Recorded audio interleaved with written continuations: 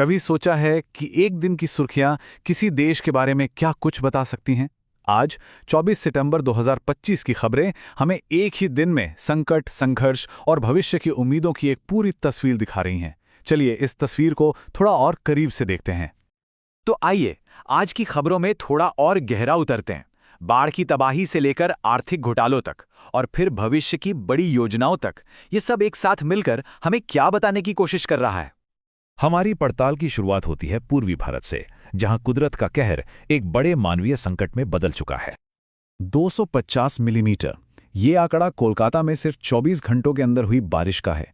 इसको ऐसे समझिए कि शहर में पूरे महीने में जितनी बारिश होती है उसका करीब 75% हिस्सा बस एक दिन में बरस गया। जाहिर है शहर का ड्रेनेज सिस्टम इतनी बड़ी आफत के लिए तैयार नहीं था। और ये कोई आम मानसून की बारिश नहीं थी। हम बात कर रहे हैं 1988 के बाद से, यानी लगभग 4 दशकों में हुई सबसे भयानक बारिश की। इसका मतलब है कि एक पूरी पीढ़ी ने अपने जीवन में शहर में ऐसी तबाही कभी नहीं देखी थी। और इस रिकॉर्ड तोड़ बारिश की कीमत वो इंसानी जिंदगियों से चुकाई जा रही है। कम से कम 12 लोगों की मौत हो चुकी है। कई मौतें तो पानी में फैले करंट की वजह से या फिर डूबने से हुई। सोचकर देखिए, सड़कें नदी बन चुकी हैं, बिजली गुल है और पूरा का पूरा शहर जैसे थम सा गया है। ये सिर्फ एक आंकड़ा नहीं है, ये शहर के रुक जाने की कहानी है। और ये तबाही सिर्फ कोलकाता तक ही सीमित नहीं है। पड़ोस के राज्य ओडिशा में संबलपुर शहर भी इसी तरह के सैलाब से जूझ रहा है। घर और सड़कें सब पानी में डूबे हैं। इससे पता चलता है कि एक बहुत बड़ी क्षेत्रीय आपदा है जिसका असर लाखों लोगों पर पड़ रहा है।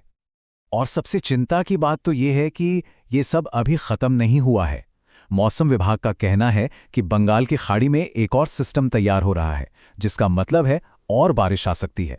जो इलाके पहले से ही जूझ रहे हैं उनके लिए ये एक बहुत बुरी खबर है। तो एक तरफ तो पूर्वी भारत में कुदरत का ये संकट गहरा रहा था।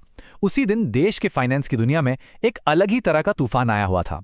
यहां हमें खतरे और राहत की दो बिल्कुल अलग अलग कहानियां देखने को मिली। 3,500 करोड़ रुपए, ये किसी कंपनी का मुनाफा नहीं है, ये एक घोटाले की रकम है।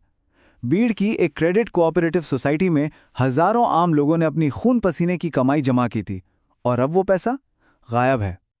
ये सिर्फ पैसों का घोटाला नहीं है, ये भरोसे का घोटाला है। ये लोगों की जिंदगी भर की बचत थी, बच्चों की पढ़ाई के सपने थे, रिटायरमेंट का सहारा था। जब ऐसा कुछ होता है तो सिर्फ बैंक अकाउंट खाली नहीं होता, बल्कि पूरे परिवार का भविष्य दांव पर लग जाता है। और देखिए, ऐसी घटनाएं हमें एक बहुत जरूरी सबक सिखाती हैं। अपने निवेश को लेकर हमेशा सावधान रहें। किसी भी स्कीम में पैसा लगाने से पहले 3 आसान सी चीजें जरूर देख लें। क्या वो संस्था रजिस्टर्ड है? क्या उसे आरबीआई जैसी किसी सरकारी एजेंसी से मंजूरी मिली है?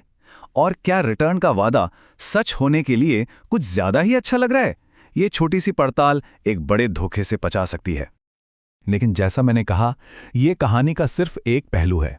एक तरफ जहां हजारों निवेशक अपनी बचत डूबने से परेशान थे, वहीं देश के दूसरे कोने में कारोबारियों को एक बड़ी और जरूरी राहत मिल रही थी। यहां देखिए आज की आर्थिक तस्वीर का विरोधाभास। एक तरफ 3,500 करोड़ के घोटाले की खबर जो आम निवेशक के भरोसे को तोड़ देती है, और वहीं दूसरी तरफ अदालतों का एक फैसला जो टैक्स ऑडिट की डेडलाइन बढ़ाकर लाखों व्यापारियों को राहत की सांस देता है। मतलब एक ही अर्थव्यवस्था में एक ही दिन, आम आदमी के लिए संकट और संगठित व्यापार के लिए राहत। इन सारे तत्काल संकटों और वित्तीय उतार चढ़ाव के बीच एक और खबर थी जो भविष्य की दिशा तय करने की कोशिश कर रही थी। अब बात करते हैं नीति और राष्ट्रीय महत्वाकांक्षा की। यहां हम बात कर रहे हैं आत्मनिर्भर भारत संकल्प अभियान की। ये महाराष्ट्र में शुरू की गई एक बड़ी राजनीतिक पहल है। इसका मकसद सिर्फ नारेबाजी नहीं, बल्कि जमीनी स्तर पर छोटे उद्योगों और स्थानीय प्रतिभा को बढ़ावा देना है, ताकि देश की आर्थिक नींव और मजबूत हो सके। और ये कोई एक दिन का कार्यक्रम नहीं है। ये अभियान कल से शुरू होकर पूरे 3 महीने यानी 25 दिसंबर तक चलेगा। ये दिखाता है कि ये एक सोची समझी लंबी अवधि की रणनीति है, जिसका लक्ष्य जमीनी स्तर पर स्थायी बदलाव लाना है। तो बाढ़, घोटाला और एक नई नीति, ये सब अलग अलग खबरें हैं ना, लेकिन जब हम इन सबको एक साथ रखते हैं तो आज के दिन की एक बड़ी और दिलचस्प तस्वीर उभरकर सामने आती है। तो आज की कहानी के 3 हिस्से हैं। पहला है संकट।